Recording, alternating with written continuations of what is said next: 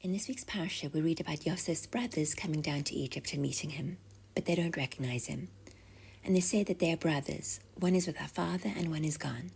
But Yosef says, no, that's not the case. You spies, meraglim atem. And he continues, with this you will be tested. And then he tells them that they need to bring Binyamin to Egypt to prove that they're telling the truth. And of course, all of this is to enable them to do tshuva.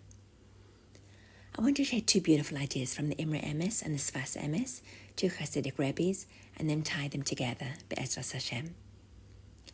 The Imre Emes says that when Yosef says, meraglim atem, you are spies, with this you will be tested, he doesn't mean that they're spies.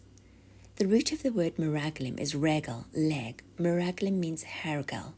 What's hergel? Habit.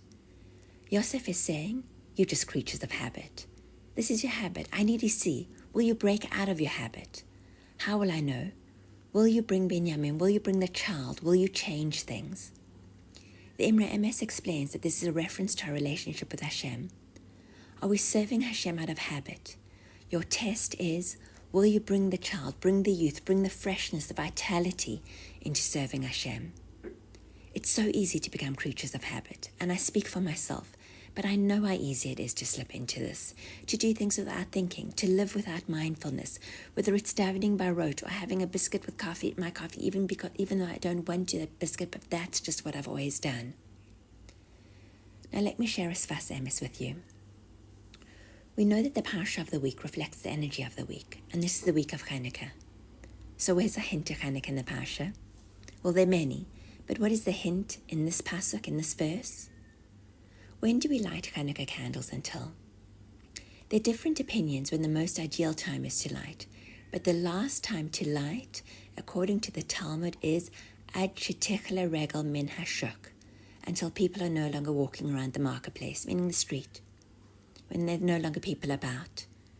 The Sfas Emes notes that the words that state that one should light until people stop, tichle, walking regel, in the street, and rereads it to teach us that the menorah is telling us to eliminate tichle, acting out of habit, hergel, from our everyday lives. Now just a caveat, habits can be good or bad. The habit we're speaking here is doing things by rote, without thinking. But it's hard to break out of habit. So how do we change? How do we light the Chanukah candles? It's a debate between Hillel and Shammai.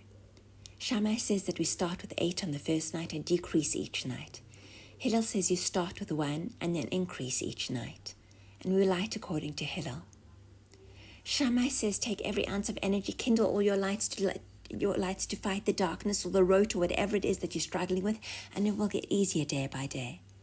Hillel says that not everybody has the power to say, I'm never eating chocolate again.